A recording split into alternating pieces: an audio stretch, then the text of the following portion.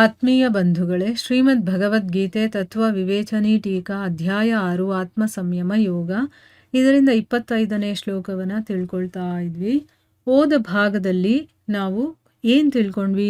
ಕ್ರಮವಾಗಿ ಅಭ್ಯಾಸ ಮಾಡ್ತಾ ಉಪರತಿಯನ್ನು ಪಡ್ಕೊಂಡು ಧೈರ್ಯದಿಂದ ಕೂಡಿರುವಂಥ ಬುದ್ಧಿಯ ಮೂಲಕ ಮನಸ್ಸನ್ನು ಪರಮಾತ್ಮನಲ್ಲಿ ಸ್ಥಿತಗೊಳಿಸಿ, ಪರಮಾತ್ಮ ಅಲ್ಲದೆ ಬೇರೆ ಏನದ್ರ ಬಗ್ಗೆನೂ ಚಿಂತನೆ ಮಾಡಬಾರದು ಅಂತ ತಿಳ್ಕೊಂಡ್ವಿ.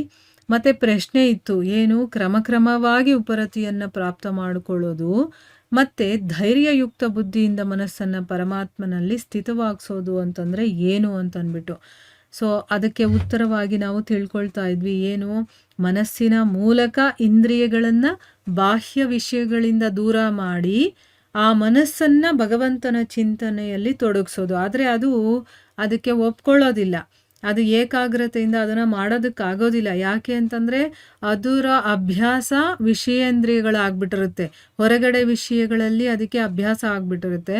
ಸೊ ಅದರಿಂದ ತಗೊಂಡು ಬಂದು ಇದರಲ್ಲೇ ಅಭ್ಯಾಸ ಮಾಡಿಸ್ಬೇಕು. ಪರಮಾತ್ಮನ ವಿಷಯದಲ್ಲಿ ಸತ್ಸಂಗದಲ್ಲಿ ಕೂರಿಸ್ಬೇಕು, ಅದನ್ನು ಭಗವಂತನ ಜಪ ಮಾಡಿಸ್ಬೇಕು. ಆ ರೀತಿ ಮಾಡಿಸ್ತಾ ಆ ಮನಸ್ಸಿಗೆ ಇದು ಅಭ್ಯಾಸ ಆದಮೇಲೆ ಇದರಿಂದ ಅದು ಹೊರಗಡೆ ಹೋಗೋದಕ್ಕೆ ಇಷ್ಟಪಡೋದಿಲ್ಲ.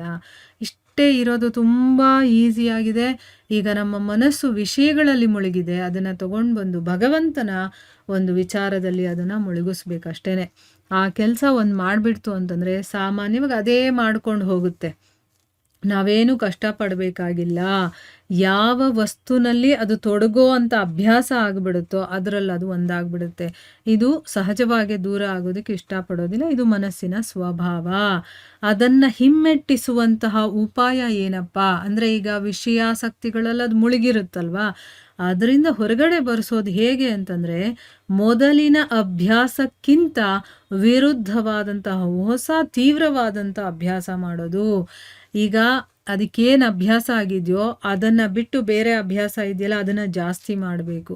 ಆಮೇಲೆ ನಾವೇನು ಲಕ್ಷ್ಯವನ್ನು ಇಟ್ಕೊಂಡಿರ್ತೀವೋ ಆ ಲಕ್ಷ್ಯದಲ್ಲಿ ದೃಢತೆಯಿಂದ ಸ್ಥಿರವಾಗಿ ನಿಲ್ಲುವಂಥ ಧೈರ್ಯವನ್ನು ತುಂಬುವಂಥ ಬುದ್ಧಿಯ ಮೂಲಕ, ಈ ಬುದ್ಧಿ ಅದಕ್ಕೆ ಪುಸಲಾಯಿಸೋದು ಅಂತ ಹೇಳ್ತೀವಿ. ಅಂದರೆ ಏನು, ಏನಾದರೂ ಒಂದು ಮಾಡಿ ನೀನು ಮಾಡು ಇದನ್ನು ಮಾಡು ಅಂತ ಹೇಳ್ಕೊಡೋದು.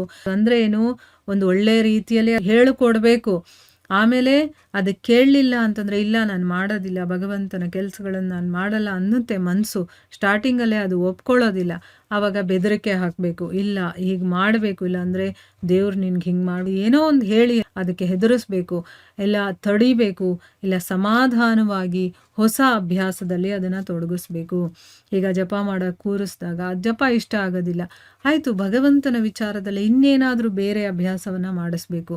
ಪ್ರತಿದಿನ ಶ್ಲೋಕಗಳನ್ನು ಹೇಳೋದು ಅಥವಾ ಭಗವಂತನ ಭಜನೆಗಳು ತುಂಬ ಈಸಿಯಾಗಿ ದಾಸರು ಎಲ್ಲರೂ ಕೂಡ ಸಾಮಾನ್ಯವಾಗಿ ಜನರು ಹೇಳ್ಬೋದು, ಆ ರೀತಿ ಭಗವಂತನ ಭಜನೆಗಳಿದೆ, ಅದನ್ನು ಹೇಳಿಸೋದು, ಅದರಲ್ಲಾದರೂ ತೊಡಗಿಸ್ಬೇಕು. ಯಾವುದೋ ಒಂದು ಹೊಸ ಅಭ್ಯಾಸದಲ್ಲಿ ಅದನ್ನು ತೊಡಗಿಸ್ತಾ ಇರಬೇಕು.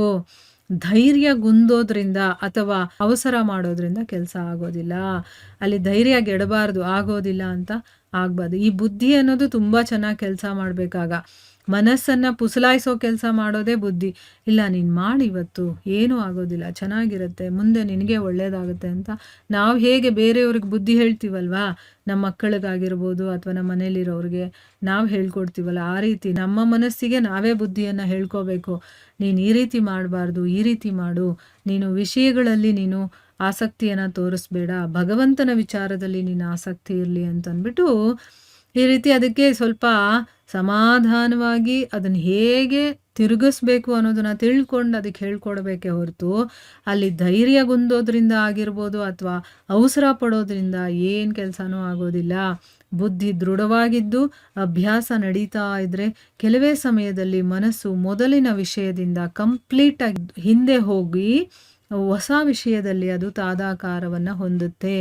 ಹೇಗೆ ಈಗ ಅದರಿಂದ ಹಿಮ್ಮೆಟ್ಟೋದಿಲ್ವ ಅಂದರೆ, ಈಗ ವಿಷಯಾಸಕ್ತಿಗಳಿಂದ ನಾನು ಬರೋದಿಲ್ಲ, ನಾನು ಭಗವಂತನ ವಿಚಾರಕ್ಕೆ ಬರೋದಿಲ್ಲ ಅಂತ ಹಠ ಮಾಡುತ್ತೆ ನೋಡಿ, ಅದು ಅದೇ ರೀತಿ ಯಾವಾಗ ನಾವು ಇದನ್ನು ಅಭ್ಯಾಸ ಮಾಡಿಸ್ಬಿಡ್ತೀವೋ ಆಗ ಭಗವಂತನ ವಿಚಾರದಿಂದ ನಾನು ಹೊರಗಡೆ ಬರೋದಿಲ್ಲ ಅಂತಂದ್ಬಿಟ್ಟು ಅದು ಹೇಳುತ್ತೆ. ಅದಕ್ಕೋಸ್ಕರನೇ ಭಗವಂತ ಕ್ರಮವಾಗಿ ಉಪರತವಾಗೋದಕ್ಕೆ ಅಂದರೆ ಇದನ್ನು ಬಿಡಬೇಕು, ಅದನ್ನು ಪಡ್ಕೋಬೇಕು ನಾವು. ಧೈರ್ಯಯುಕ್ತ ಬುದ್ಧಿಯಿಂದ ಮನಸ್ಸನ್ನು ಪರಮಾತ್ಮನಲ್ಲಿ ಸ್ಥಿರ ಮಾಡೋದಕ್ಕೆ ಹೇಳಿ ಈ ಒಂದು ಭಾವವನ್ನು ತೋರಿಸ್ತಾ ಇದ್ದಾನೆ. ಅಂದರೆ ಆ ಭಗವಂತ ಇದನ್ನು ಹೇಳಿರೋದಕ್ಕೆ ಕಾರಣ ಏನು ಅಂತಂದರೆ, ಒಂದೇ ಸರಿ ಎಲ್ಲ ಆಗ್ಬಿಡಬೇಕು ಅಂದರೆ ಆಗಲ್ಲ.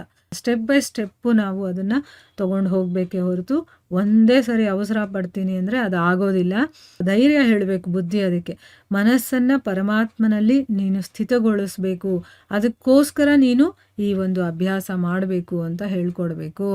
ಈಗ ನಾವು ಮಕ್ಕಳಿಗೆ ಹೇಗೆ ಪುಸಲಾಯಿಸ್ತೀವಿ ನೋಡಿ, ಇಲ್ಲಪ್ಪ ಹೀಗೆ ಮಾಡಬೇಕಪ್ಪ, ಹಾಗೆ ಮಾಡಬೇಕಪ್ಪ, ಇಲ್ಲೊಂದೇ ಇದಾಗ್ಬಿಡುತ್ತೆ ಅದಾಗ್ಬಿಡುತ್ತೆ ಅಂತ ಇದಕ್ಕೇನೋ ಒಂದು ಸಮಾಧಾನ ಮಾಡಿ ಒಳ್ಳೆ ರೀತಿಯಲ್ಲಿ ಹೇಳಬೇಕು.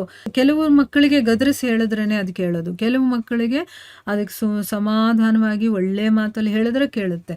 ಆ ರೀತಿ ನೋಡ್ಕೋಬೇಕು ಅವ್ರವ್ರ ಮನಸ್ಥಿತಿ ಹೇಗಿರುತ್ತೆ ಅಂತ ಅಂದ್ಬಿಟ್ಟು ಆ ರೀತಿ ಸಮಾಧಾನವಾಗಿ ಮಾಡಿ ಆ ಮನಸ್ಸನ್ನು ವಿಷಯಗಳಿಂದ ತಗೊಂಡು ಬಂದು ಪರಮಾತ್ಮನಲ್ಲಿ ಇಡಬೇಕು. ಅದರಲ್ಲಿ ಅಭ್ಯಾಸ ಮಾಡಿಸ್ಬೇಕು ಅಂತ ಹೇಳ್ತಾ ಇದ್ದಾರೆ. ಇದರ ಬಗ್ಗೆ ಇನ್ನೂ ಬೇಕಾದಷ್ಟು ವಿಷಯ ಹೇಳಿದ್ದಾರೆ.